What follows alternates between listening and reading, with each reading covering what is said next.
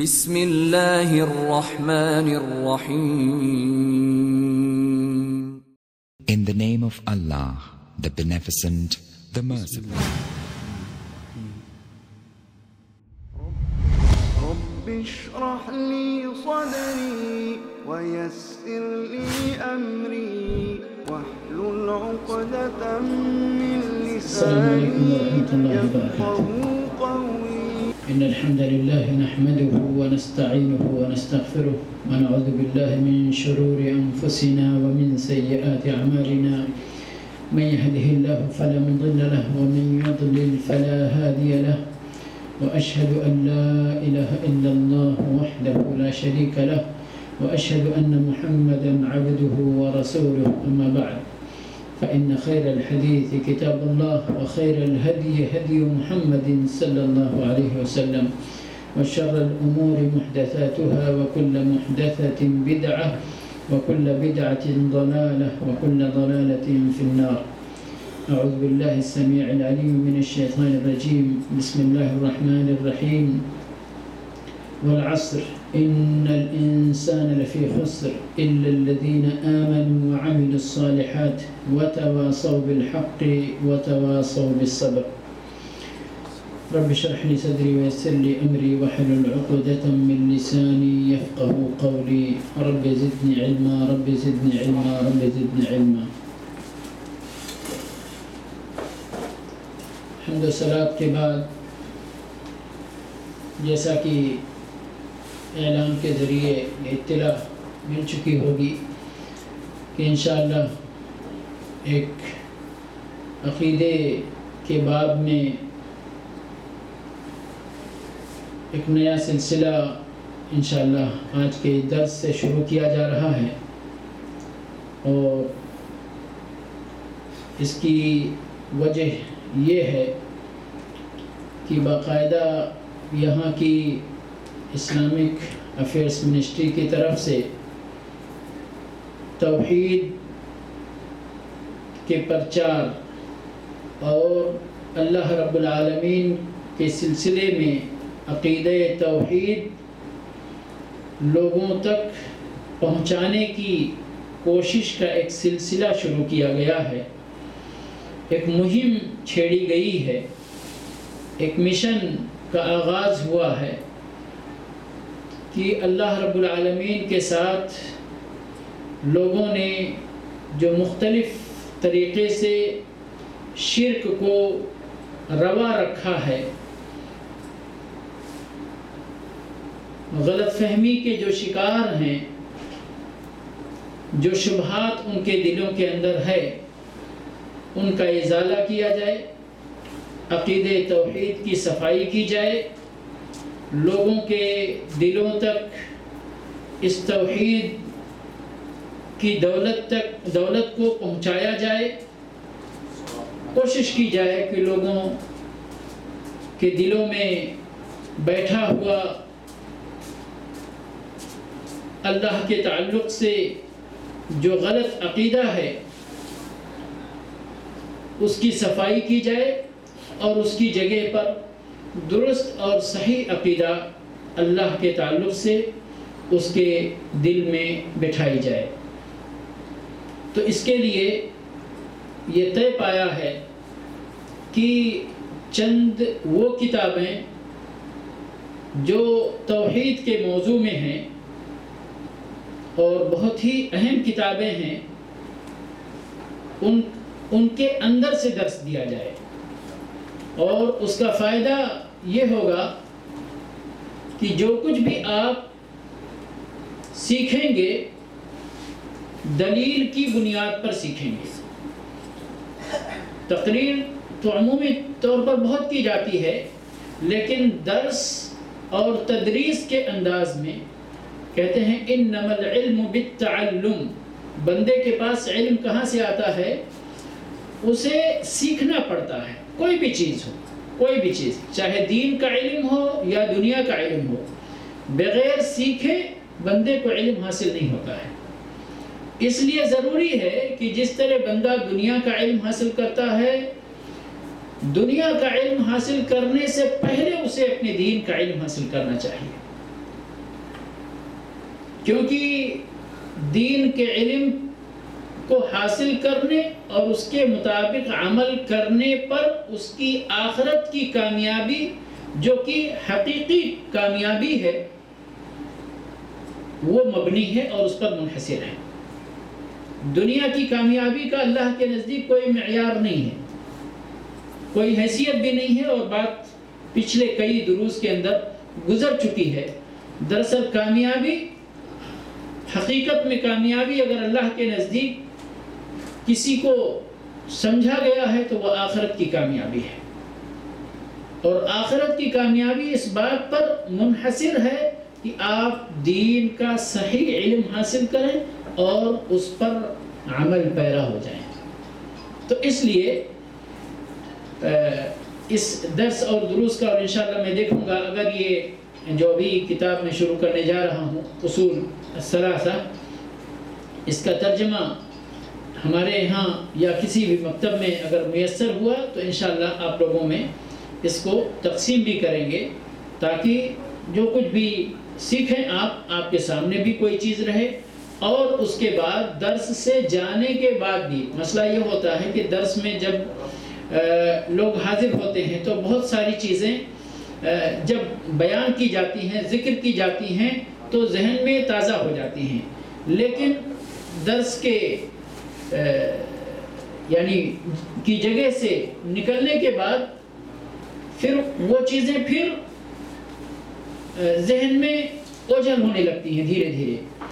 پھر جب اس علم کی ضرورت پڑتی ہے خود کے عمل کے لیے یا کسی کو سمجھانے کے لیے، تو پھر وہ ہمارے ذہن میں مزمحل سا علم رہتا ہے، تازہ نہیں رہتا ہے، روشنی مکمل نہیں رہتی ہے، تو اس سے فائدہ ناقص رہ جاتا ہے، ادھورا رہ جاتا ہے۔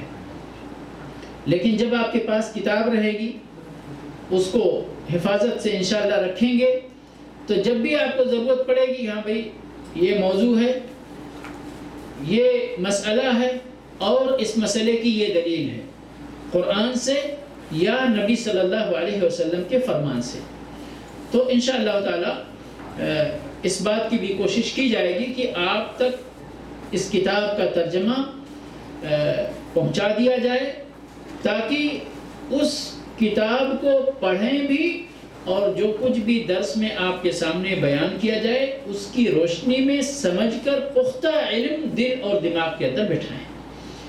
اللہ رب العالمین سے توفیق مانگتے ہیں کہ پروردگار ہمارے لیے اس درس کو آسان بنائے، ہم سب کو اسے سمجھنے کی توفیق عطا فرمائے اور اس پر عمل کرنے کی توفیق بخشے۔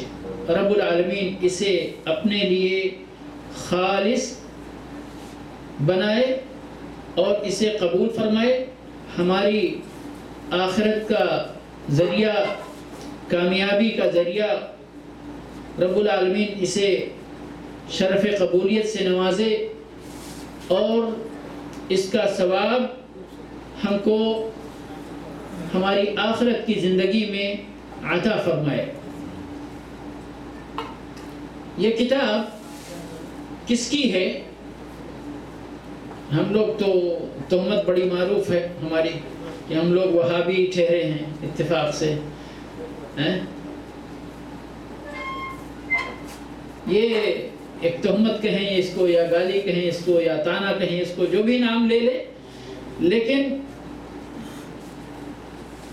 ہمارے خاص طور پہ انڈیا، پاکستان، بنگلہ دیش، نیپال، سری لنکا، یہ جو پورا اپنا خطہ ہے، یا اور بھی دیگر جگہوں میں کہیں کہیں ہے یہ مسئلہ، ذرہ برابر بھی آپ صحیح عقیدے کی طرف ہم کہتے ہیں پورے آتے بھی نہیں ہیں، صرف میلان آپ کے اندر پیدا ہوتا ہے، رجحان آپ کے اندر پیدا ہوتا ہے، ان کی کسی شرک یا شرکیہ عمل پر یا کسی بدعت پر آپ نے ایک سوالیہ نشان بھی لگا دیا تو آپ کو یہ تہمت یا نام مل جائے گا۔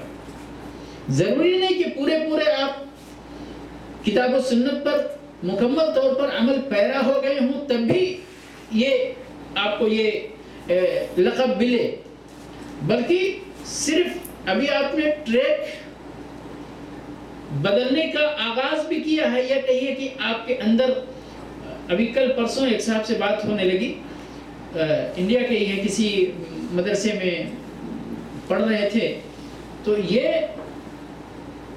صحیح عقیدے پہ ابھی تھے نہیں، لیکن کہنے لگے کہ ہم چونکہ ہمارے گاؤں کے اندر کچھ کتابیں ایسی تھیں جو کتاب و سنت پر مبنی لوگوں کے اندر تقسیم کی گئی یا مسجد کے اندر رکھی تھی، تو ہم پڑھتے تھے تو سوال پیدا ہوتا تھا، تو وہی سوال جب ان کے سامنے پیش کر دیتے تھے کہ بھئی ٹھیک ہے ایسا کیوں ہے، اس کتاب میں تو اس مسئلے کے لیے یہ دلیل لکھی ہوئی ہے، لیکن آپ کے پاس جو مسئلہ ہے اس کی دلیل کیا ہے آپ بتا دیں، تو کہتے ہیں جب میں پوچھنے لگتا تھا، سوال کرتا تھا تو لوگ چڑ جاتے تھے، اور کہنے لگے اسی وجہ سے باقاعدہ اسی سبب مجھے جس مدرسے میں پڑھ رہا تھا اس مدرسے سے نکال دیا گیا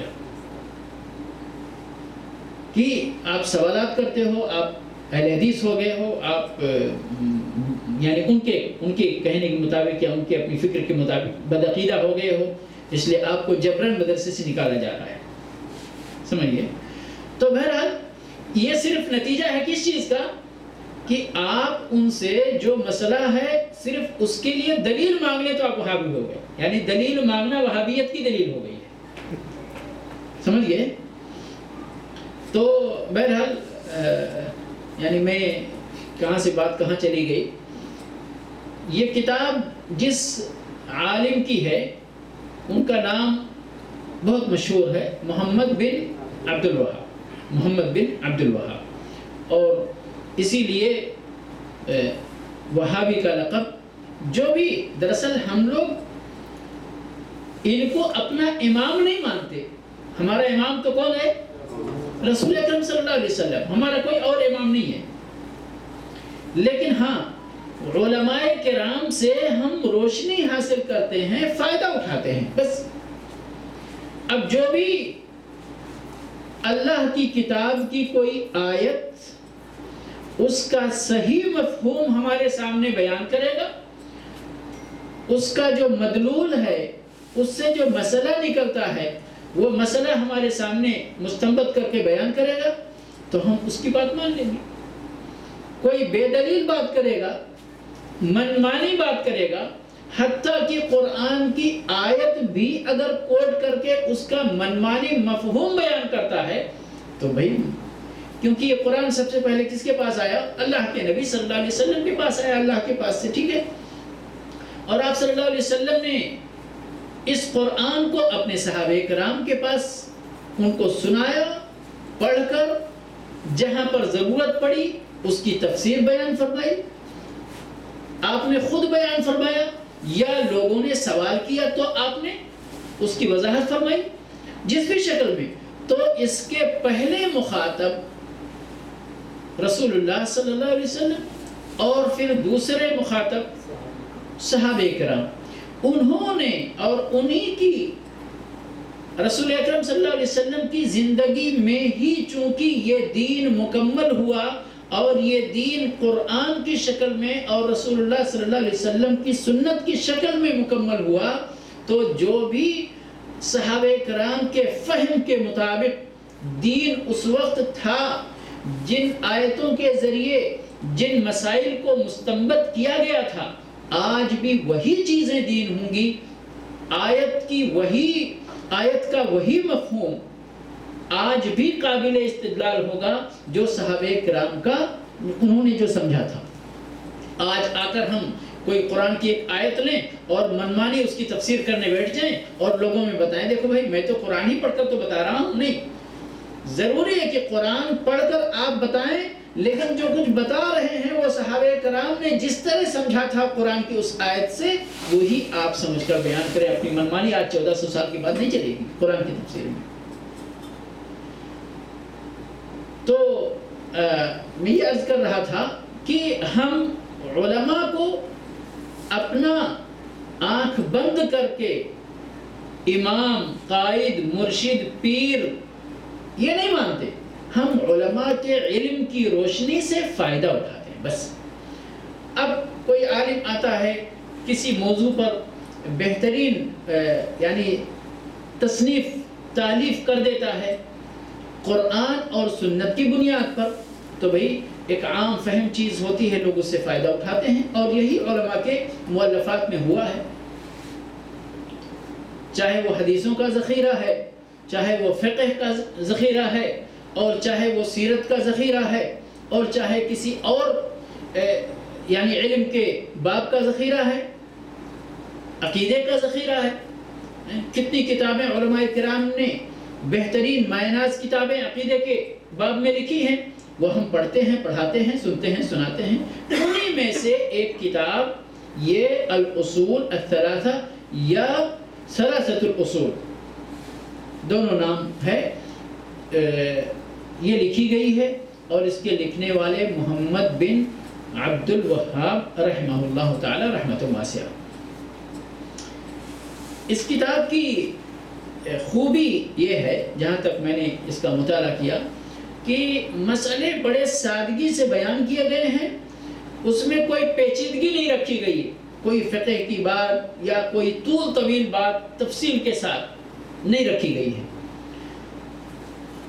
جیسے آپ کہیں جب کوئی سمپل فارمولہ بیان کرنا ہوتا ہے تو ہم لوگ بڑے اپنے کہ بھئی دو دو مل کر چار ہوتا ہے نا، اسی طرح سے بھئی یہ مسئلہ ہے، توحید کا مسئلہ ہے، رسالت کا مسئلہ ہے، ایمان کا مسئلہ ہے، اسلام کا مسئلہ ہے، اس دین کا جو بھی ہے، یہ دیکھو یہ مسئلہ ہے، اس کی یہ دلیل ہے، یہ مسئلہ ہے، اس کی یہ دلیل ہے۔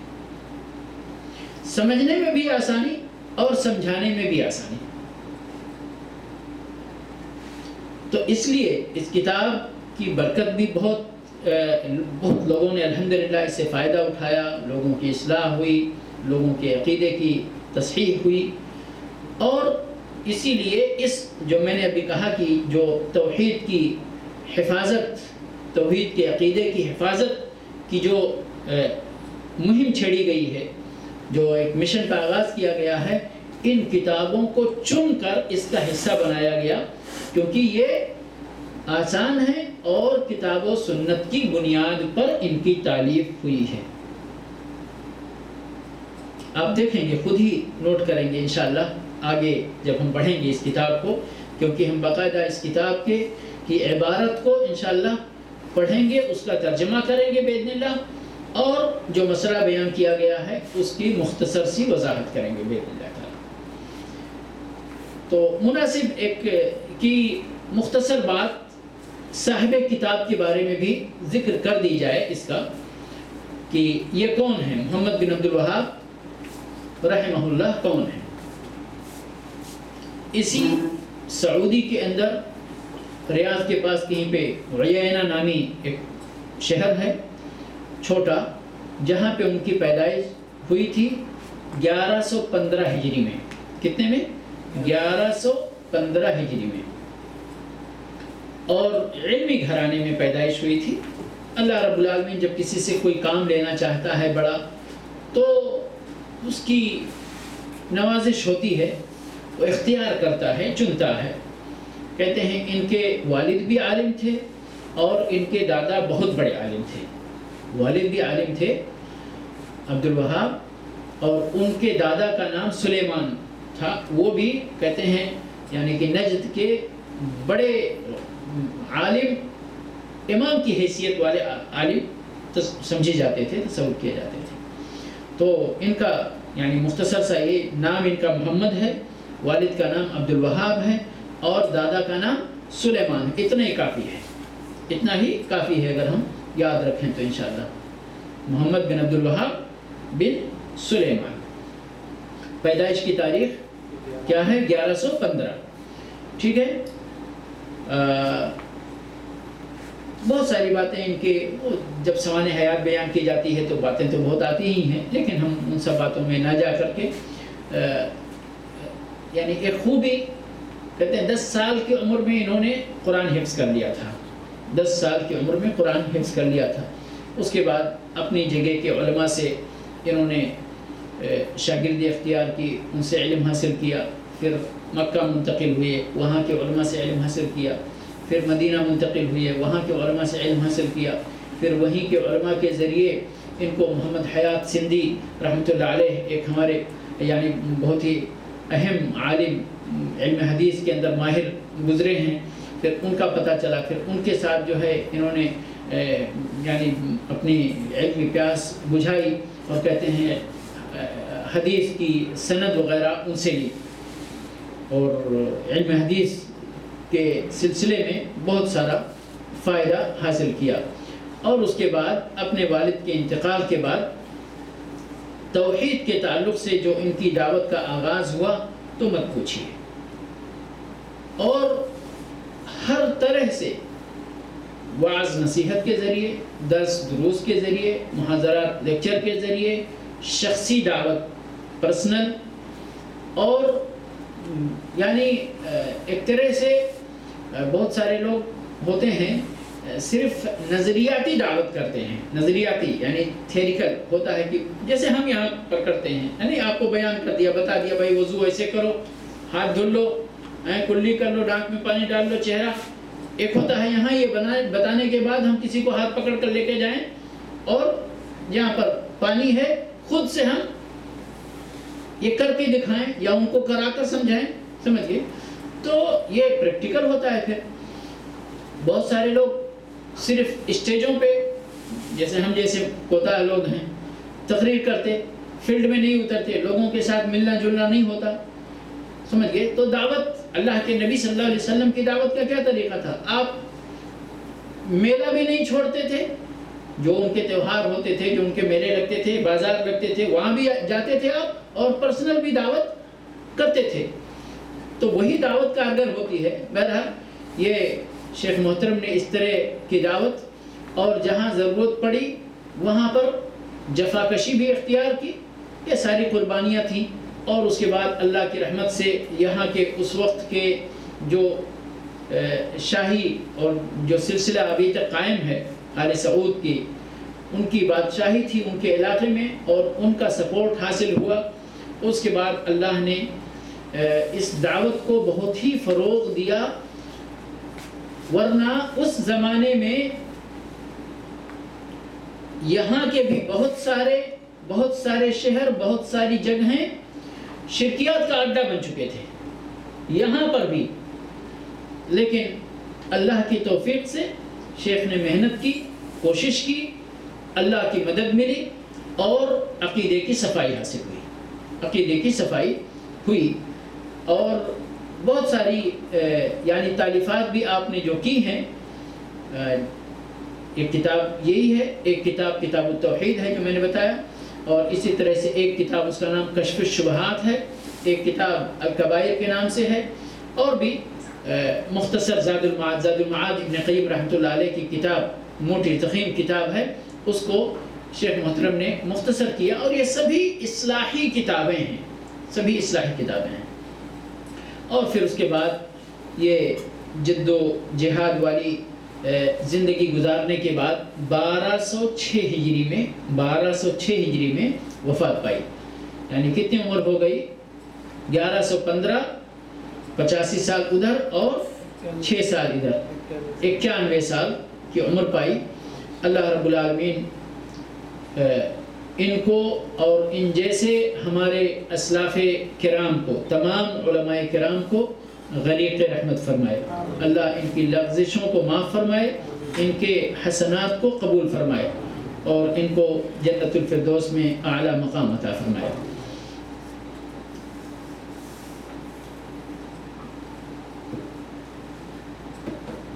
کتاب کا آغاز کرتے ہوئے لکھتے ہیں، کتاب بڑی مختصر ہے، یہ جو آپ اتنی موٹی کتاب دیکھ رہے ہیں یہ پوری کتاب نہیں ہے، اس میں یہ باقاعدہ ہر صفحے میں کسی میں ایک کلمہ لکھا ہوا ہے، کسی میں کوئی صفحہ پورا ہی خالی ہے۔ تو یہ جو ٹیکسٹ ہے، اس کی عبارت جو نص ہے وہ بہت مختصر ہے۔ یہ جو میرے سامنے کتاب ہے یہ اس کی شرح ہے، ایکسپلین کیا گیا ہے، جیسے جو بات انہوں نے مختصر لکھی ہے اس کو یہاں پر تھوڑا تفصیل کے ساتھ بیان کیا گیا ہے۔ انہوں نے ایک دلیل ذکر کی ہے، اگر ضرورت ہے تو اس کے علاوہ بھی دلیلیں ذکر کر کے یہ شیخ ابن عثیمین رحمۃ اللہ علیہ کی شرح ہے۔ تو کتاب کا آغاز شیخ محترم نے اس طرح کیا، بسم اللہ الرحمن الرحیم، بسم اللہ الرحمن الرحیم۔ اب کتاب کے شروع میں بسم اللہ کیوں لکھا جاتا ہے؟ آپ سب کو معلوم ہے کہ کوئی بھی اہم کام اگر ہم شروع کرتے ہیں تو اس کے لیے بسم اللہ کرنا یا بسم اللہ لکھنا مسنون ہے. کیا ہے؟ مسنون ہے، واجب نہیں ہے. لیکن حدیث اس طرح سے ہے کہ کل امر ذی بال لا یبدأ یا لم یبدأ بسم اللہ فہو ابتر. کہتے ہیں کوئی بھی کام، اہم کام، اگر بسم اللہ کے ذریعے اس کا آغاز نہ ہو فہو ابتر. ابتر بطر کا کلمہ جو ہوتا ہے، بطر آج کل یہ یعنی عربی زبان میں میڈیکل کے ایک ٹرمینالوجی کے طور پر بھی استعمال ہوتا ہے. اگر ضرورت کے تحت کسی کا ہاتھ یا پیر کاٹنا پڑتا ہے، پوائزن ہو گیا یا کچھ بھی ہے جو، تو اس کو یہاں پر بطر بولتے ہیں عربی زبان کے اندر، کہ اس کو کاٹنا پڑا. عربی میں ہم اگر اس کا معنی تو بولیں گے ناقص، ادھورا. یعنی کوئی بھی کام جو آپ بغیر بسم اللہ کے شروع کریں تو وہ کیا ہوتا ہے؟ ناقص ہوتا ہے، ادھورا ہوتا ہے، نامکمل ہوتا ہے. تو اس لیے اللہ کے نبی صلی اللہ علیہ وسلم کا طریقہ بھی تھا کہ آپ جو خطوط وغیرہ دوسرے ملوک کے پاس آپ صلی اللہ علیہ وسلم نے اپنے زمانے میں بھیجا تھا، ان میں بھی بسم اللہ لکھتے تھے آپ. اور سبھی علماء کرام اور سارے مسلمان جو لوگ بھی اپنے نبی صلی اللہ علیہ وسلم کی سنت پر عمل کرنا چاہتے ہیں تو وہ کوئی بھی کام جب شروع کرتے ہیں تو بسم اللہ سے شروع کرتے ہیں. قرآن میں بھی آپ دیکھتے ہیں ہر سورت کے شروع میں آپ کو بسم اللہ الرحمن الرحیم نظر آتا ہے. اور یہ اللہ رب العالمین کا نام لے کر اس کام میں اللہ کی برکت کو طلب کرنا ہے. اللہ کی برکت کو، اس کی توفیق کو طلب کرنا ہے. بسم اللہ، اب کیا مطلب ہوتا ہے بسم اللہ کا؟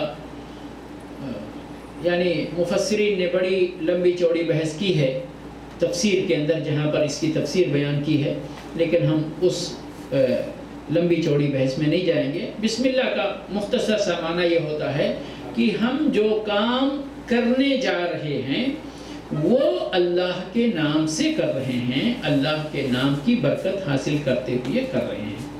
اب بسم اللہ آپ جہاں بھی کریں گے، جو کام آپ کے سامنے ہے اسی کام کے حساب سے اس کا معنی مانا جائے گا. مثال کے طور پر آپ کھانا کھانے جا رہے ہیں تو جب اس وقت بسم اللہ کرتے ہیں تو کیا ہے؟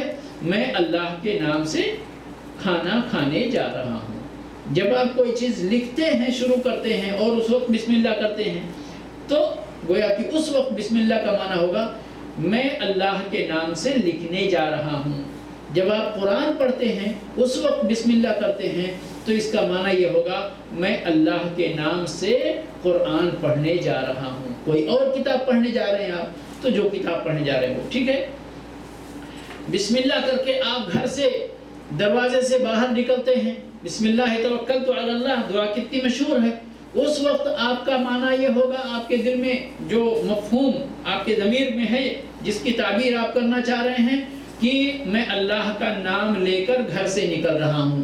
آپ گھر میں داخل ہوتے ہیں، گھر میں داخل ہوتے وقت بھی بسم اللہ کرنا چاہیے نا.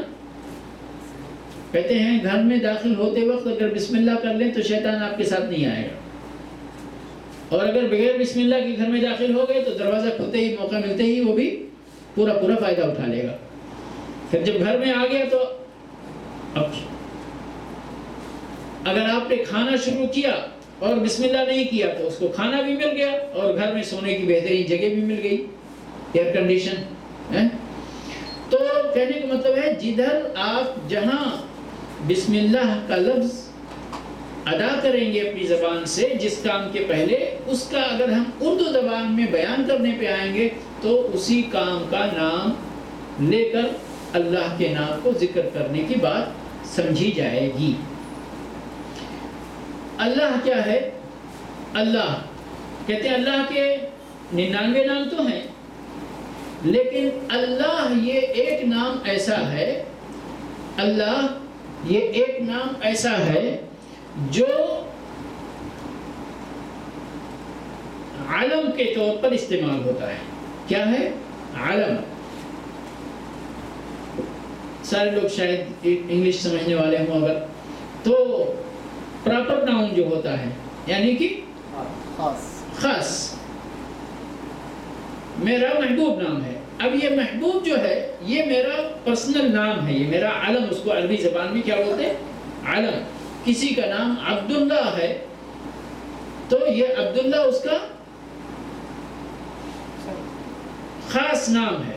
عبداللہ جب بولیں گے تو جو ہمارے ذہن میں جس عبداللہ کا نام ہے وہی اس کا نام۔ اب اس کے بعد وہ ڈاکٹر ہے، انجینئر ہے، عالم ہے، قاری ہے، حافظ ہے، مفسر ہے، محدث ہے، کیا ہے، جو بھی اس کے ساتھ اور ملائیں گے تو یہ اس کی، اگر نام کے طور پہ بھی کسی کو کچھ لقب ملا ہوا ہے تو یہ اس کا کیا ہوگا؟ وصفی نام ہوگا، اس کی خوبی کا نام ہوگا، سمجھ گئے؟ صفتی نام ہوگا، وصفی نام بولتے اس کو جی۔ تو اللہ تبارک و تعالیٰ کے بہت سارے نام ہیں جس میں اللہ جو ہے یہ علم ہے، یہ اللہ کا خاص نام ہے۔ اس نام کے ساتھ یعنی یہ نام کسی اور کو نہیں دے سکتے، کسی اور کو نہیں دے سکتے۔ بہت سارے لوگ مثال کے طور پر جیسے غیر مسلموں کا جو عقیدہ ہوتا ہے تو وہ اپنی اپنی زبان کے مطابق بھگوان، ایشور، گاڈ جو بھی ہے جو وہ بولتے ہیں وہ ٹھیک ہے، لیکن یہ اس کا ترجمہ کر سکتے، لیکن یہ نہیں کہہ سکتے کہ یہ وہی اللہ مراد ہے۔ ہاں، کیونکہ ان کے عقیدے میں کیا ہوتا کہ یہ بھی بھگوان ہے، یہ بھی بھگوان ہے، یہ بھی بھگوان ہے، بہت سارے بھگوان ہو گئے تو پھر خاص کہاں رہ گیا؟ لیکن اللہ کا نام ایسا ہے کہ جب اللہ کا نام لیں گے تو وہی وہ ذات واحد مراد ہوگی جو ہمارا خالق ہے، مالک ہے، رازق ہے، رب ہے، مدبر ہے، اور اس کے پھر جتنے سارے اسماء حسنہ ہیں سب اس کے نام ہیں۔ تو یہ اللہ جو ہے اتنا سمجھ لیں کہ یہ علم ہے اللہ تبارک و تعالیٰ کی ذات کے سلسلے میں بیان کرنے کے لیے۔ اس کے بعد الرحمن الرحیم، یہ رحم سے نکلا ہے۔ رحمان کہتے ہیں بہت ہی کشادہ رحم کرنے والا، اور یہاں رحمان اور رحیم دونوں کا مادہ ایک ہی ہے، اور اگر سمپل ترجمہ کریں تو دونوں کا ترجمہ بھی ایک ہی ہوگا، لیکن کچھ مقصد تو ہوگا اللہ کا۔ قرآن میں اللہ رب العالمین نے فرمایا بسم اللہ الرحمن الرحیم، ہے کہ نہیں ہے؟ سورہ فاتحہ میں اللہ نے فرمایا الحمدللہ رب العالمین الرحمن الرحیم۔ تو اگر دونوں کو یہ کہا جائے کہ دونوں کا بالکل معنی ایک ہی ہے تو پھر تو قرآن میں یہ ہوگا کہ رحمان کے ساتھ یہ رحیم کا کلمہ یہ ڈبل آیا ہے، ایسا ممکن نہیں ہے۔ ضرور اس کے اندر چاہے چند ہی کچھ خصوصیات ہوں لیکن دونوں میں کچھ فرق ہوگا۔ وہ فرق مفسرین کرام نے بڑی تفصیل کے ساتھ بیان کیا ہے، ہم اس میں نہیں جائیں گے۔ بہرحال یعنی رحمان کے اندر کہتے ہیں، مختصر اگر بیان کروں تو، کہ مبالغہ زیادہ ہے رحیم کے مقابلے میں، سمجھ گئے؟ یہ کم سے کم اتنا سمجھ سکتے ہیں۔ اس کے بعد بسم اللہ الرحمن الرحیم کے بعد شروع کرتے ہیں اعلم اعلم رحمک اللہ، اعلم رحمک اللہ۔ اعلم کا معنی ہوتا ہے، یہ علم سے ہے، ٹھیک ہے، کہ جان لو، یعنی جیسے ہم اپنی گفتگو میں گفتگو کرتے ہیں اردو زبان میں تو آپ کو معلوم ہونا چاہیے، بولتے ہیں نا آپ کو معلوم ہونا چاہیے، تو ایسے ہی اس کا ترجمہ ہم کر سکتے ہیں آپ کو معلوم ہونا چاہیے، آپ کو سیکھنا چاہیے، آپ کو جان لینا چاہیے، آپ کو یہ علم حاصل کر لینا چاہیے۔ کس چیز کا؟ اچھا آگے بات آ رہی ہے، اس سے پہلے رحمک اللہ، رحمک اللہ، یہ بیچ میں دعائیہ جملہ ہے. یعنی شیخ رحمہ اللہ اپنے اس کتاب کے پڑھنے والے سارے لوگوں کو مخاطب کر کے گویا کہ یہ کہہ رہے ہیں کہ آپ سب کو یہ باتیں جو میں اس کتاب میں بیان کرنے جا رہا ہوں یہ معلوم ہونی چاہیے. آپ جان لو یہ باتیں. رحمک اللہ، اللہ آپ پر رحم فرمائے، اللہ آپ پر رحم فرمائے. اب یہ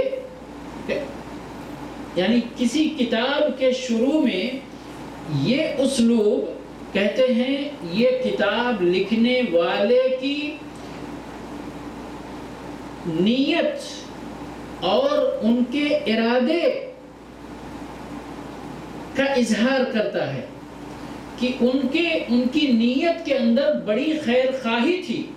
جب ہی یہ بات سمجھاتے ہوئے بھی وہ اللہ سے دعا کر رہے ہیں کہ جو ہماری اس کتاب کو پڑھے اللہ رب العالمین اس پر رحم فرمائے. یعنی یہ ناصحانہ جذبے، خیر خواہی کے جذبے کے تحت لکھی گئی کتاب ہے. یعنی ہم آپ کا فائدہ چاہتے ہیں، جبھی تو آپ کے لیے اللہ کی رحمت کی دعا کر رہے ہیں. یہ بڑا اہم نقطہ ہے یہ. تو رحمک اللہ یہ دعائیہ جملہ ہے. بات ان کی شروع ہو رہی ہے یہاں سے انہو یجب علینا تعلم 4 مسائل، کہ ہمارے اوپر، اب ہمارے اوپر مراد یہاں کیا ہے؟ ہم سارے مسلمانوں کے اوپر، ہمارے اوپر بھی، آپ کے اوپر بھی، عالم کے اوپر بھی اور ایک عام آدمی کے اوپر بھی، ہمارے اوپر بھی، ہماری اولاد کے اوپر بھی، مردوں کے اوپر بھی، عورتوں کے اوپر بھی، سب لوگوں کو یہ جان لینا چاہیے، ضروری ہے. تعلم 4 مسائل، 4 مسائل کو سیکھنا ضروری ہے. اب 4 مسائل کیا ہیں؟ خطبہ مسنونہ کے بعد میں نے سورہ عصر کی تلاوت کی تھی، ہے کہ نہیں؟ سورہ عصر کے اندر جو 4 باتیں بیان کی گئی ہیں وہی 4 باتیں گویا کہ اس کتاب کی بنیاد جس صورت پر ہے اللہ کے کلام کے، وہ سورۃ عصر ہے. ٹھیک ہے؟ سورہ عصر کے اندر کتنی باتیں بیان کی گئی ہیں اور کتنی اہم صورت ہے کہ امام شافعی رحمۃ اللہ علیہ نے کہا کہ اگر اللہ تبارک و تعالیٰ نے حجت کے طور پر بنو آدم پر پورا قرآن نہ اتار کر صرف یہی ایک سورت اتار دیا ہوتا تو بھی حجت کے لیے کافی تھا. امام شافعی رحمۃ اللہ علیہ کا یہ قول آگے چل کے مؤلف نے بھی ذکر کیا ہے. صحابہ کرام کا کیا اصول تھا کہ صحابہ کرام جب آپس میں ملتے تھے اور پھر جدا ہوتے تھے تو وصیت کے طور پر یہ سورت ایک دوسرے کو پڑھ کر سنا کر جدا ہوتے تھے، اور یہ سورت واقعی اس لائق ہے. اللہ رب العالمین نے قسم کھائی ہے اور تاکید کے جتنے بھی اسلوب عربی زبان میں استعمال کیے جاتے ہیں وہ سارے اسالیب اس سورت کے اندر اللہ نے جمع کر دیے ہیں. آپ سب کو معلوم ہے کہ جب گفتگو میں زور پیدا کرنا ہوتا ہے تو بندہ قسم کھاتا ہے کہ نہیں؟ ایک اسلوب ہے. دوسرا ہے کوئی ایسا کلمہ استعمال کرتا ہے جیسے ہم لوگ بے شک، یقیناً، ہے کہ نہیں ہے؟ تو اس سے بھی گفتگو میں زور پیدا ہو جاتا ہے. اس کے علاوہ اور ہم مزید تاکید کرتے ہیں تو قسم بھی کھاتے ہیں اور پھر یقیناً کا کلمہ بھی یا بے شک کا کلمہ بھی استعمال کر لیتے ہیں. سمجھ گئے؟ اس کے باوجود بھی اگر اور زور پیدا کرنا ہوتا ہے تو عربی زبان میں لام تاکید کو بولتے ہیں. یہاں پر لام تاکید، وہ سب کچھ یہاں 3 اسلوب تاکید کا یہاں پر اللہ رب العالمین نے اختیار فرمایا ہے، استعمال فرمایا. والعصر ان الانسان لفی خسر، والعصر قسم ہو گیا ان الانسان، یہاں ان بے شک یا یقیناً، اس کے بعد میں لفی خسر، فی تو سب جانتے ہیں ابھی، فی اس پہ لام لگا ہوا ہے، یہ لام تاکید کے لیے ہے، قسم بھی ہے، انا کا لفظ بھی ہے اور لام بھی ہے۔ اللہ کیا بتانا چاہتا ہے کہ اتنا زور لگا رہا ہے اللہ رب العالمین کہ ہم سمجھ لیں اس بات کی اہمیت کو۔ ان الانسان لفی خسر، بے شک انسان گھاٹے میں ہے، یقیناً گھاٹے میں ہے۔ ٹھیک، یہاں دیکھیے اللہ بہت باریک مسئلہ ہے سمجھنے کا۔ یہاں پر فرمایا ان الانسان، اور انسان پر الف لام لگا ہوا ہے کہ سارے انسان آدم علیہ السلام سے لے کر اس سرزمین پر پیدا ہونے والا آخری انسان، یہ پوری انسانیت گھاٹے میں ہے۔ یعنی اصلاً کیا ہے، انسان کے لیے اللہ رب العالمین، کیونکہ اللہ تو ہمارا خالق ہے، مالک ہے، رازق ہے، جانتا ہے ہم کیا کرنے والے ہیں اور کیا کر رہے ہیں، تو یہ اللہ رب العالمین نے فرما دیا کہ سارے لوگ گھاٹے میں ہیں، پورے انسان گھاٹے میں ہے، مگر اس گھاٹے سے بچنے والے بہت کم لوگ ہیں۔ اور وہ کون لوگ ہیں؟ جو یہ چار چیزوں پہ عمل کر لیں، الا الذین آمنوا وعملوا الصالحات وتواصوا بالحق وتواصوا بالصبر، جو لوگ ایمان لے آئے، عمل صالح کر لیا اور تواصی بالحق کرتے رہے اور تواصی بالصبر کرتے رہے، یہی لوگ گھاٹے سے بچیں گے۔ یعنی گھاٹا اصل ہے، ہم گھاٹے میں ہیں، اگر نکلنا ہے اس گھاٹے سے تو یہ چار کام کرنا ہے۔ جس نے بھی نہیں کیا یا اس میں کوتاہی کیا تو اس کو اس خسارے سے جس کا ذکر اللہ نے اس صورت کے اندر کیا ہے، اس سے کوئی اس کو بچانے والا نہیں ہے۔ یہی چار کام اللہ کی توفیق سے اس کو اس گھاٹے سے بچانے والے ہیں، جس گھاٹے کا ذکر اللہ رب العالمین نے یہاں کیا ہے۔ الا الذین آمنوا وعملوا الصالحات وتواصوا بالحق وتواصوا بالصبر۔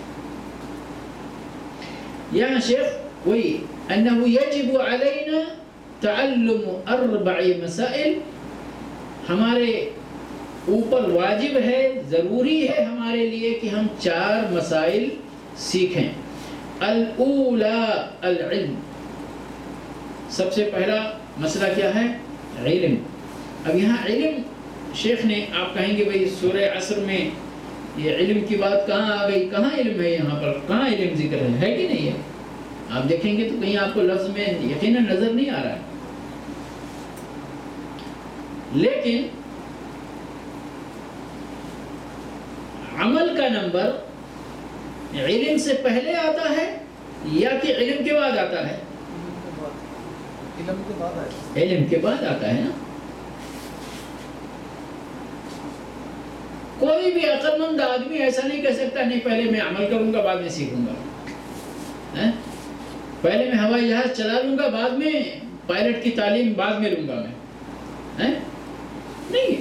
اسی لیے امام بخاری رحمۃ اللہ علیہ نے صحیح بخاری میں باب باندھا تو کیا؟ باب العلم قبل القول والعمل، صرف عمل کی بات نہیں۔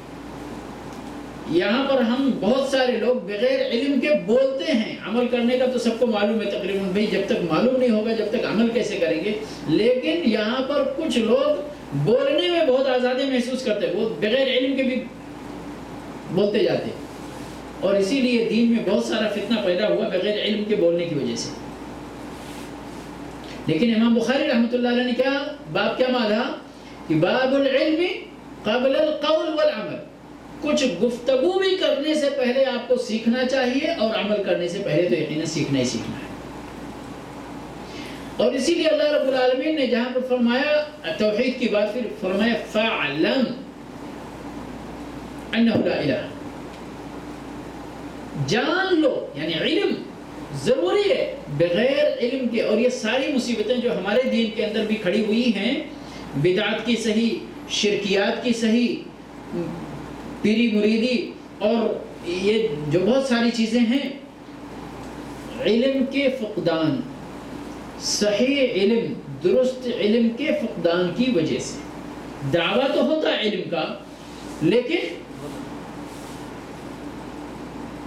علم ہوتا نہیں. بہت سارے مسائل میں، یعنی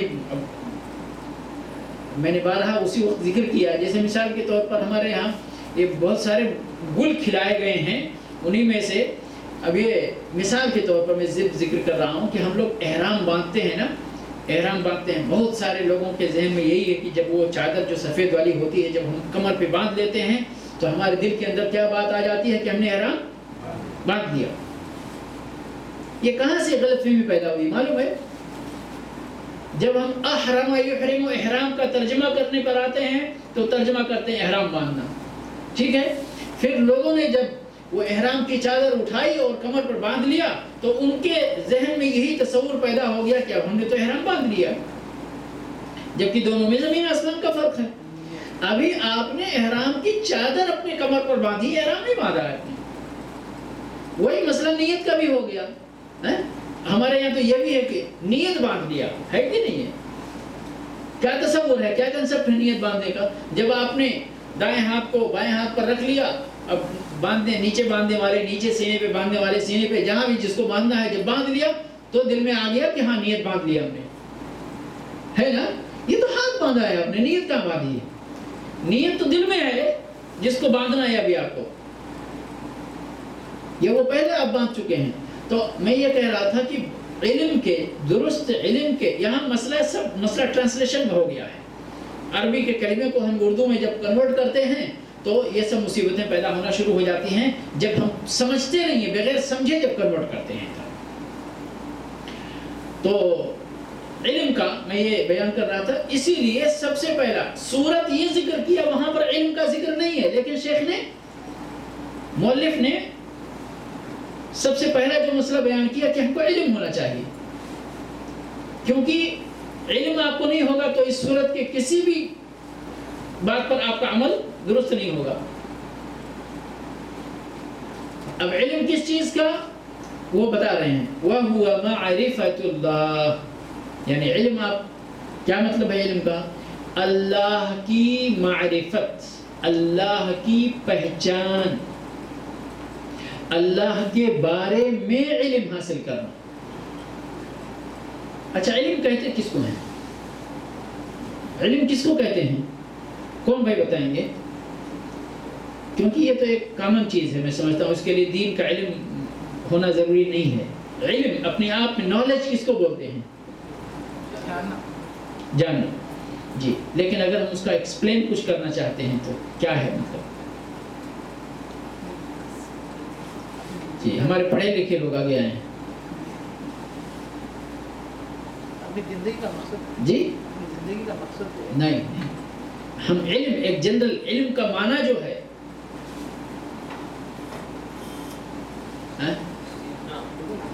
جی علم کا معنی دیکھیں بہت سارے کلمات استعمال کیے جاتے ہیں ہمارے درمیان، جس میں کہیں کہیں علم کا کچھ حصہ ہوتا ہے، کہیں تھوڑا حصہ ہوتا ہے، کہیں کوئی، جیسے مثال کے طور پر کوئی بولتے ہیں ہم کو یہ گمان ہے، بولتے نا لفظ، اب گمان کا مطلب، کوئی صاحب بولتے ہم کو شک ہے اس مسئلے میں، کوئی صاحب بولتے ہم کو وہم ہو گیا ہے نا. یہ سبھی کلمات استعمال ہوتے ہیں. کیا مطلب ہے سبھی کلمات کا؟ اب علم جیسے 100% ہوتا ہے نا، تو اسی میں سے کچھ پرسنٹیج جب حاصل ہو جائیں،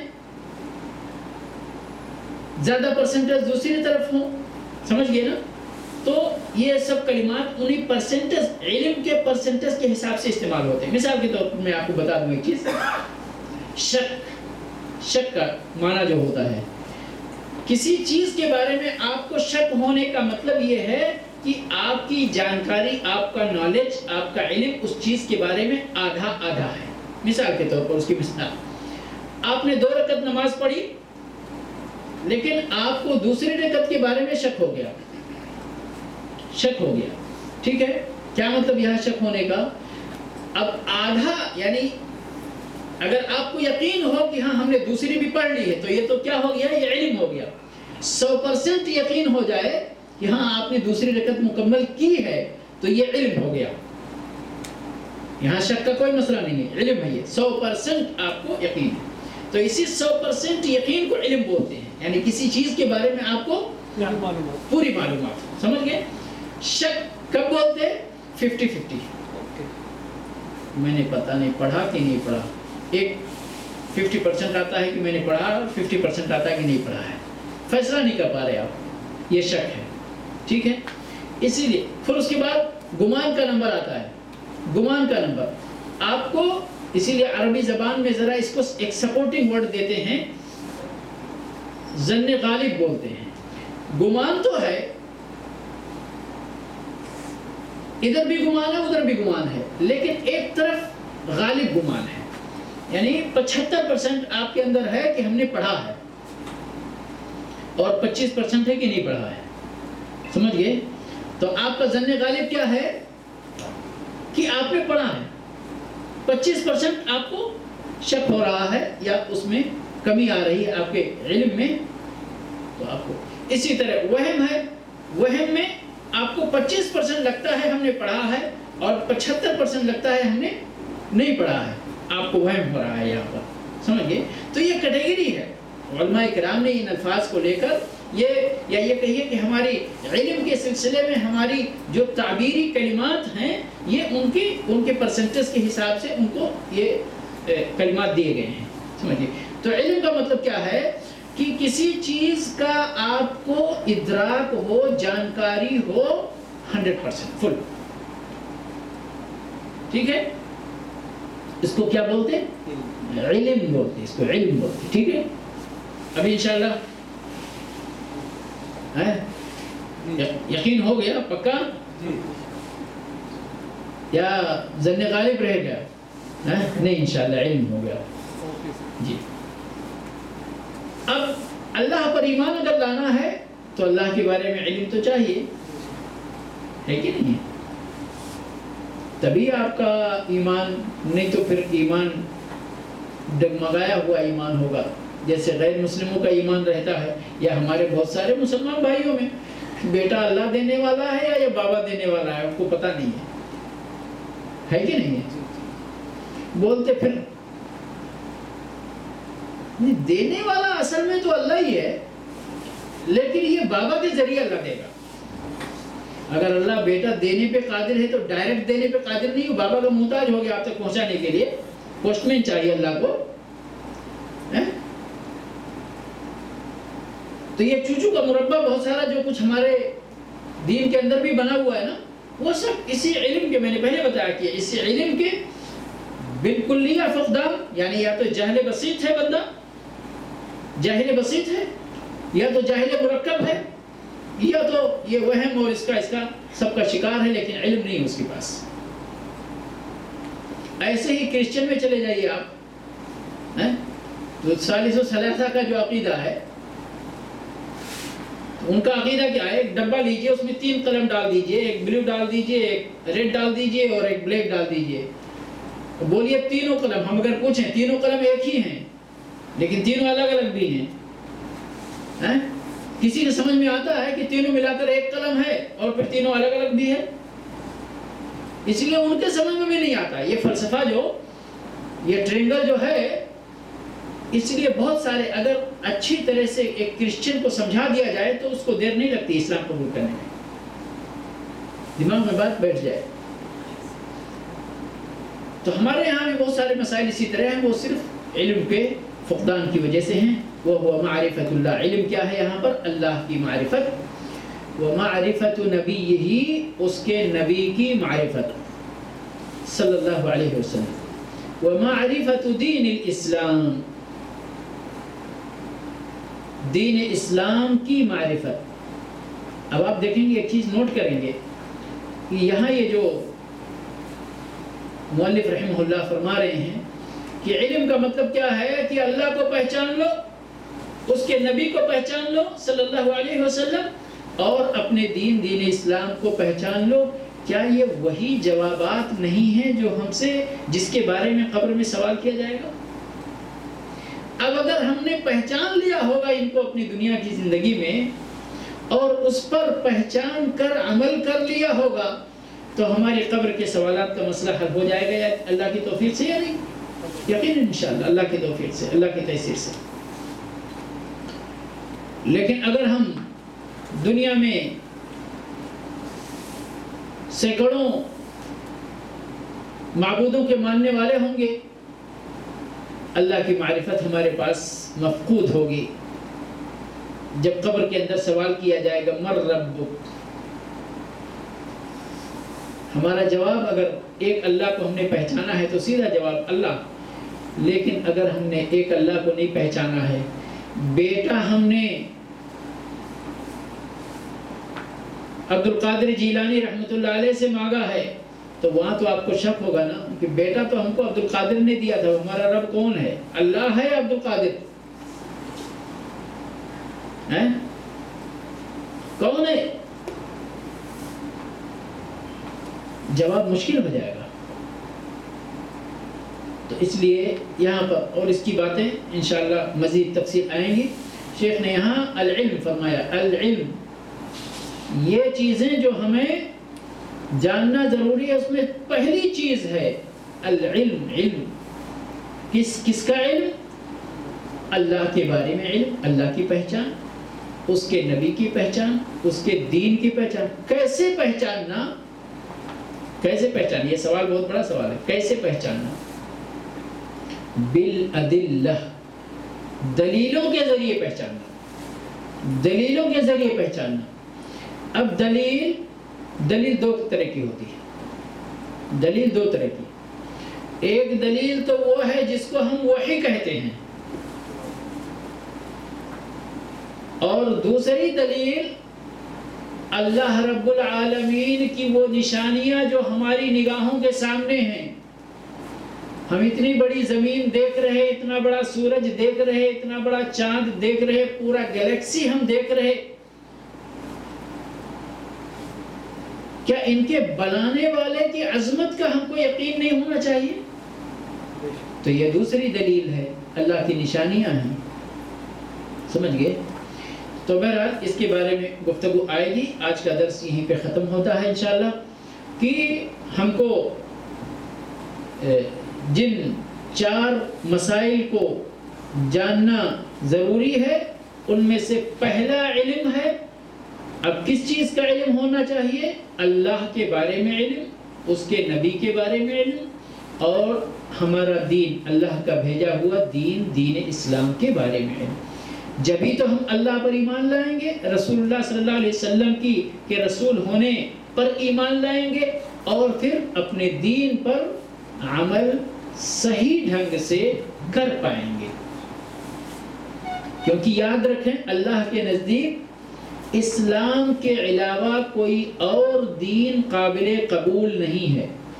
بہت سارے لوگ جو ڈھکوسلے بازی کرتے ہیں، کوئی بات نہیں، مل جل کے کام چلاؤ، کھچڑی پکاؤ، کوئی مسئلہ نہیں ہے، ٹھیک ہے، آپ دنیاوی کھچڑیاں تو پکا دیں لیکن اپنے ایمان کی کھچڑی نہیں پکنے دیں، اس میں نہیں چلے گا۔ اس میں ایمان اپنے رب پر خالص چاہیے، اللہ کے ہاں ملاوٹ قابل قبول نہیں۔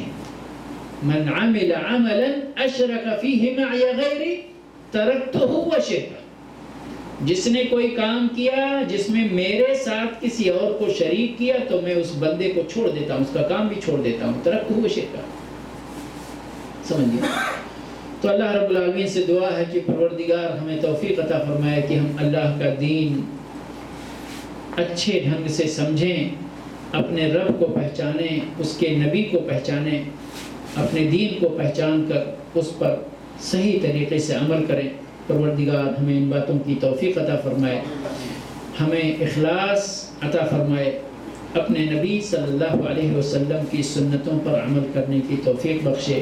وآخر دعوانا ان الحمد للہ رب العالمین وصلی اللہ علی نبینا محمد وعلی آلہ وصحبہ اجمعین۔ اگر کوئی سوال ہو خاص طور پر درس کے بارے میں تو انشاءاللہ کر سکتے ہیں۔ ایک سوال جی، کہ آپ نے اللہ کی جو تعریف کی اس میں یہ ہے کہ جب بسم اللہ لکھا مطلب لکھتے وقت لکھنا چاہیے یا نہیں صرف زبان سے کہہ دینا کافی ہے؟ دونوں ہے لیکن لکھنا اس لیے بہتر ہے کہ پھر پڑھنے والے کی تذکیر ہو جاتی ہے. پڑھنے والا جب پڑھے گا ٹھیک ہے تو پڑھنے والا بھی اگر آپ نہیں بھی لکھیں گے اگر وہ بسم اللہ کی پابندی کرنے والا بندہ ہے تو کرے گا ہی بسم اللہ ٹھیک ہے. لیکن اگر آپ نے نہیں لکھا اور وہ بندہ جو پڑھ رہا ہے ابھی وہ پابندی کرنے والا نہیں ہے بسم اللہ کی تو بھول بھی سکتا ہے. لیکن اگر لکھا ہوا رہے گا تو پڑھنا ہی پڑھنا ہی پڑھنا. لوگ کہتے ہیں کہ اس کی بےعزتی ہوتی ہے آپ جو ہے بسم اللہ لکھتے ہیں بےعزتی ہو جاتی ہے کہیں پیپر گر جاتا ہے. نہیں جہاں پر بے ادبی ہونے کا خطرہ ہے وہاں پہ مسئلہ دوسرا ہے اور جہاں پہ ابھی جیسے یہ کتاب ہے یہ کتاب میں صرف بسم اللہ کا مسئلہ نہیں ہے کہ آپ کو بسم اللہ کی یہ کتاب بھری ہوئی ہے اللہ رب العالمین کے کلام سے تو یہ تو پوری کتاب کی آپ کو عزت کرنی ہے اس کا احترام کرنا ہے. جی ہاں وہ وہاں پر دیکھا جاتا ہے کہ جہاں پر آپ کوئی ایسا یعنی کچھ لکھ رہے ہیں بروشر ہے یا اور کوئی چیز ہے جو جدھر اس کو ڈسٹریبیوٹ کرنا ہے سارے لوگوں تک پہنچنا ہے اس میں کون عزت کرے گا کون عزت نہیں کرے گا. ہاں وہاں پر احتیاط بالکل کرنا چاہیے. جو آخری میں آپ نے حدیث پڑھی نا جی من عمل عملا اشرک فیہ معی غیری. یہ حدیث قدسی ہے کیا ہے؟ نہیں حدیث ہے یہ حدیث ہے. جی اللہ فرما رہا ہے ہاں جی لیکن وہی آیت نہیں مطلب حدیث ہے. اچھا یہ اسماء و سنا کے تعلق سے بھی کہ ہم جو ہے اس کی زیادہ نہیں جاننے کی وجہ سے جو ہے اللہ تعالیٰ کو صحیح پہچاننے یقیناً اللہ کو پہچاننا ہے تو اللہ کے اسماء اور اللہ کی صفات کے ذریعے پہچاننا ہے. اور یقیناً جس ذات کو بھی جس شخص کو بھی آپ کو پہچاننا ہے آپ جب اس کے ساری خوبیوں کو جانیں گے پہچانیں گے تو اس کی شخصیت کا کامل علم آپ کے پاس رہے گا. جتنے ہی اس کو آپ یعنی اس کی صفات کے ذریعے جتنی صفات جتنی خوبیاں اس کو معلوم ہوں گی اتنا ہی آپ کے نزدیک وہ شخصیت جانی اور پہچانی ہوگی اور اسی کے حساب سے آپ کا تعامل اس کے ساتھ بڑھ جائے گا. ہے کہ نہیں ہے؟ ایک ابھی یہاں کوئی بندہ آئے ایک معمولی سا انسان آپ کو دیکھنے میں لگے انٹروڈکشن نہیں ہے تو آپ کیئر نہیں کرتے وہ کون بیٹھا کوئی ہوگا ہے کہ نہیں. لیکن اگر انٹروڈکشن ہو جائے ارے یہ تو بہت بڑا ڈاکٹر ہے بہت بڑا انجینئر ہے بہت بڑی کمپنی کا مینیجر ہے بہت بڑا عالم ہے بہت بڑا قاری ہے بہت بڑا حافظ تو پھر آپ کی نظر بدل جاتی ہے اس کی طرف ہے کہ نہیں. جی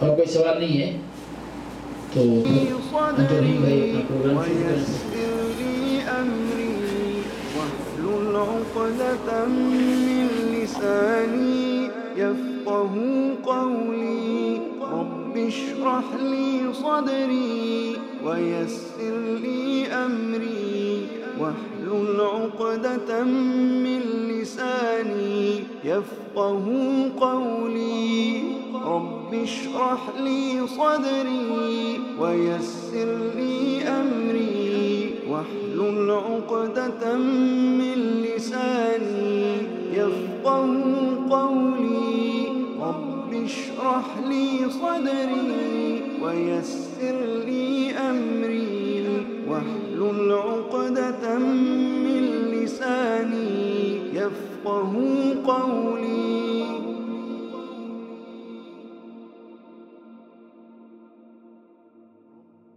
رب اشرح لي صدري ويسر لي أمري واحلل عقدة من لساني يفقه قولي رب اشرح لي صدري ويسر لي أمري واحلل عقدة من لساني يفقه قولي رب اشرح لي صدري ويسر لي أمري واحلل عقدة من لساني يفقهوا قولي رب اشرح لي صدري ويسر لي أمري واحلل عقدة من لساني يفقهوا قولي